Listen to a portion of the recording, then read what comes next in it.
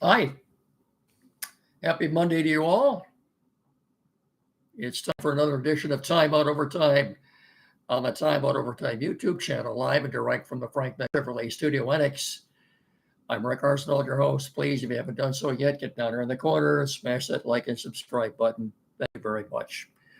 Uh, oh, Tigers coming off a successful 5-2 7-game trip last week to Chicago and Minneapolis. And thanks to the pardon me.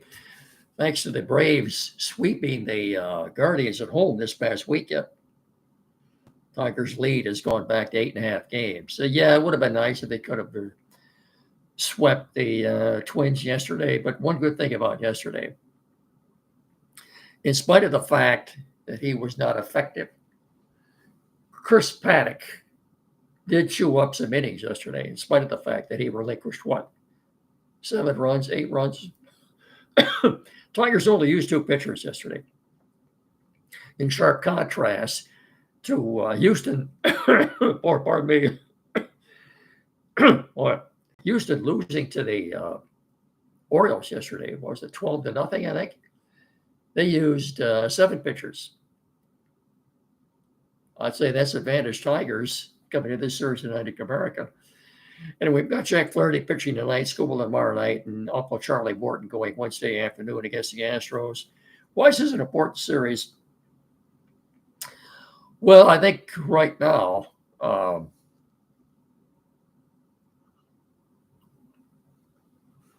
it's all about seeding and having a first-round bye in the playoffs. Top 3 teams right now, because we don't know who the wild card teams are going to be right now, as of this instant. Toronto has a half-game lead on the Tigers for best record in the league. So both the Toronto's the first seed right now. Tigers are second. And then the Astros, who have a slight lead over Seattle in the West, I think are 2 or 2.5 games behind the Tigers. I think your main motive, of course, is to win the division, make the playoffs, but you want one of those top 2 seeds because you would, boy, we're going to get through this. I apologize. You want one of those top 2 seeds because you have a first-round bye. You avoid playing in that initial wild card round. So if you're the first or second seed, you're automatically in the American League Division Championship.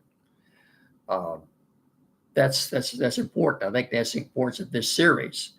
In other words, if the Astros were to come in and sweep the Tigers, they would assume the second spot for the time being in the American League right now. But your chief motive right now, if you're AJ Hinch, the Tigers, is you want one of those top 2 spots in the first round bye. So they come into the series 73-53, 20 games over, 8.5 game lead on the Guardians.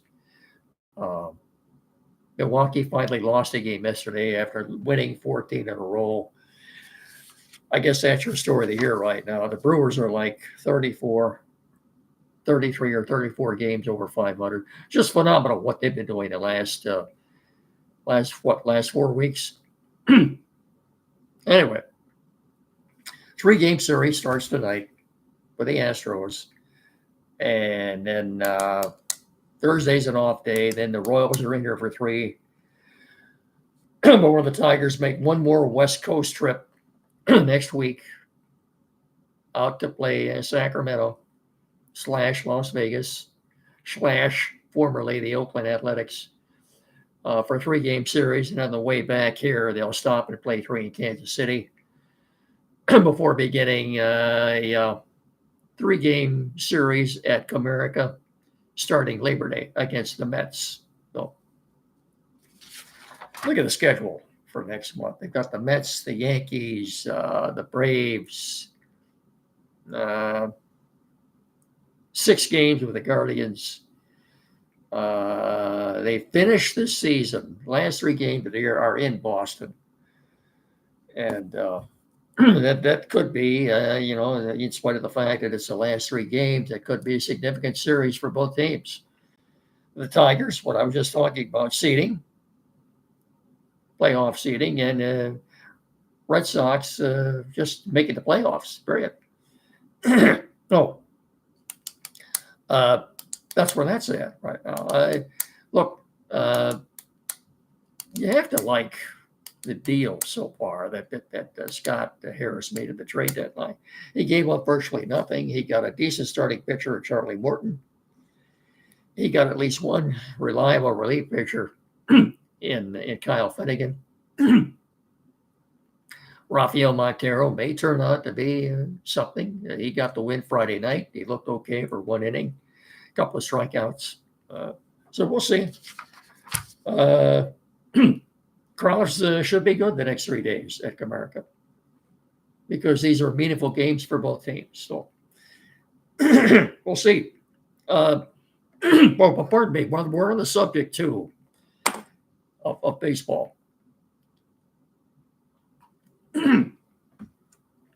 Before we get to that, I want to remind you all of our great sponsor, Frank Beck Chevrolet, the 10th annual First Responders Tribute Golf Scramble. It's right here. Can you see that? I think you can all see that. 10th annual First Responders Tribute Golf Scramble, September 20th at White Oaks Golf Course. All proceeds go to the Hillsdale Fire Department Station 3. And the registration begins at 8 a.m. Shotgun start at 9 o'clock. It's $240 per team. You can see or call Frank Beck Chevrolet. Stop in there on M99 between Hillsdale and Jonesville for all the details. Very great cause. Like I said, all the proceeds go to the Hillsdale Fire Department Station number 3. Saturday, September 20th, White Oaks Golf Course. I will, between now and then, I'll be reminding you of it constantly. 10th annual First Responders Tribute Golf Scramble. Frank Beck Chevrolet. Saturday, September 20th, White Oaks Golf Course. So, registration starts at 8 a.m. Shotgun start 9, $240 per team. Call Frank Beck Chevrolet at 517-849-2886, or better yet, get in there and see someone. They'll give you all the details. That's on M99 between Hillsdale and Jonesville. So, Chevrolet together, let's drive. Frank Beck Chevrolet is indeed the number one selling Chevrolet dealer in our immediate tri-state area. It's a great cause, and like I said, I'll keep reminding you of it between now and then. But September 20th will be here before you know it. So anyway, get in there and see Buck or one of the salesmen. They'll give you all the details, everything you need to know. Thank you.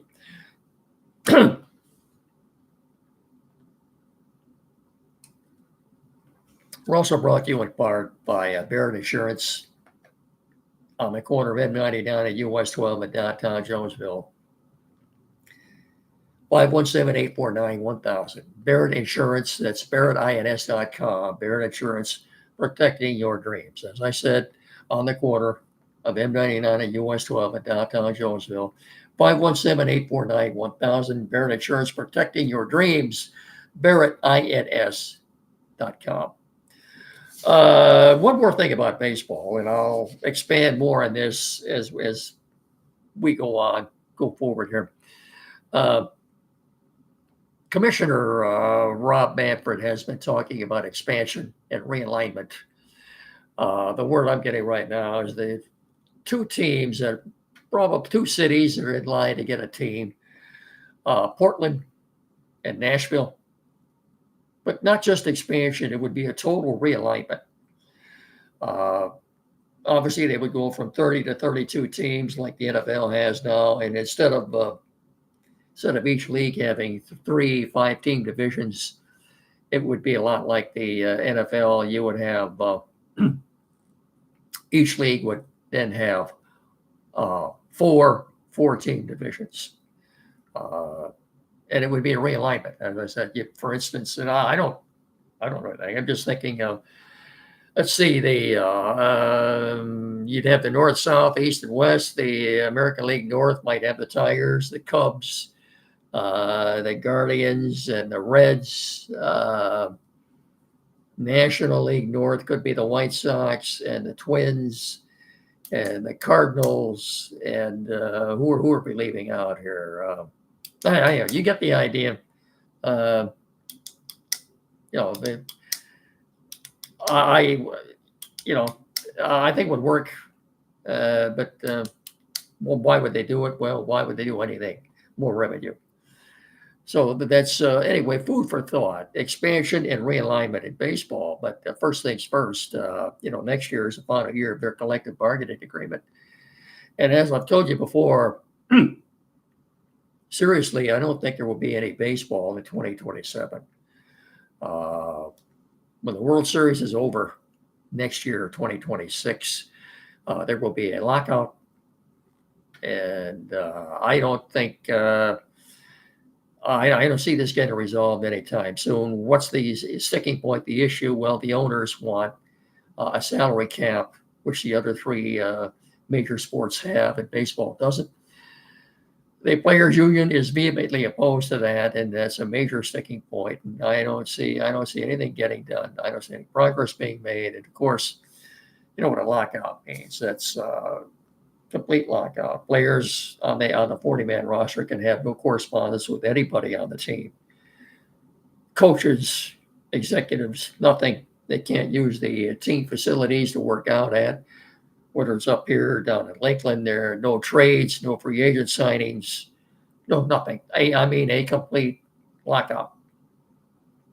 And I don't. I'm serious when I say. I don't know anything. I'm not a suit. I'm just saying my gut feeling is there won't be any baseball in 2027. So I know that's a year away yet, more than a year away. And well, if all they're going to do in baseball is kick the can down the road, that's fine. But sooner or later, something will have to transpire, and I don't see it.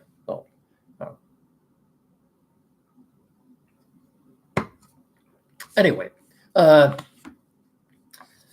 Quality PC, downtown Hillsdale. Without the great assistance of Tim Lilly and his staff there, it's Lendley, we wouldn't be doing this right now. 37 Waldron Street, directly across the street from Fat Jack's Automotive. You get in there and see them for any technical issues you have at all, because that's the only place in our area to go for technical service.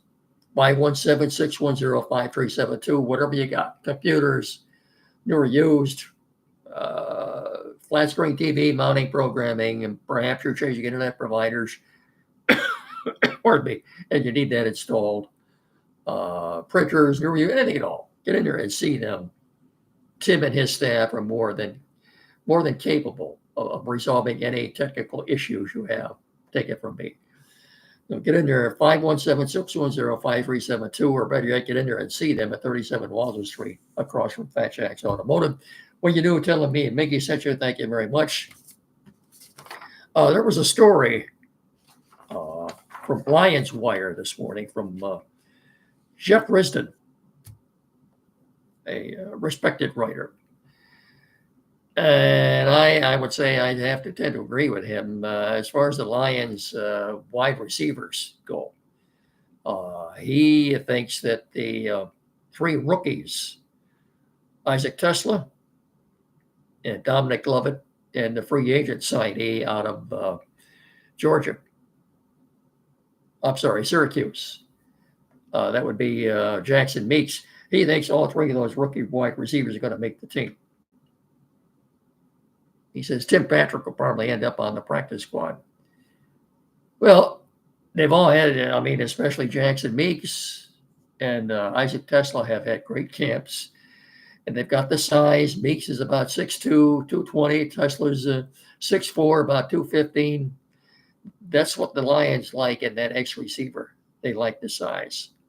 I can see a scenario where Patrick is demoted to the practice squad, and you've got Tesla and Jackson Meeks sharing the majority of the snaps from early on in that X-receiver slot.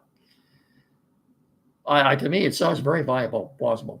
Jeff Risdon, Lions Wire, came up with that this morning. I have to tend to agree with him. The bad news is Ahmed Hassanin, promising linebacker, outside linebacker / edge. from Boise State.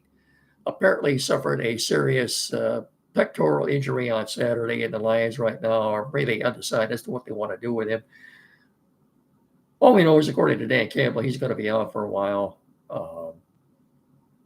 Just depends on what their what the tests they do on him are showing right now.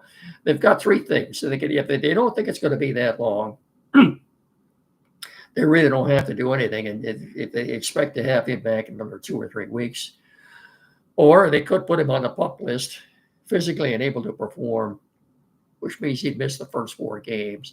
Worst case scenario, and maybe the most likely, the way Dan Campbell was talking this morning, injured reserve, that means he'd miss the entire season, and that's too bad. He seems like a fine young man, but hey, Nate Lynn, the second-year linebacker out of William and Mary, is at a good camp. A chance for him to step up. I think he's looked very good. Well, that's sad. Sad news. You hate to see that, and we hope the best for the young man. Ahmed Hassanin, rookie out of Boise State. It's looking more and more too like not what Brad Holmes. Not as he. He apparently he has good scouts or something. Well, I know he has. I mean, even the free agents that he signs. You talk about a diamond in the rough. Jackson Meeks has had a super camp. He had almost 100 receiving yards last Saturday. What do you have, 93, I think? The guy looks good. Oh, by the way, it's Darius Smith's nephew, by the way. And after the game next Saturday here against the Texans, I think you'll see the Lions announce that they are signing Darius Smith and bringing him back. I think that's going to happen. But one more thing too, if it's a must for every Lion fan.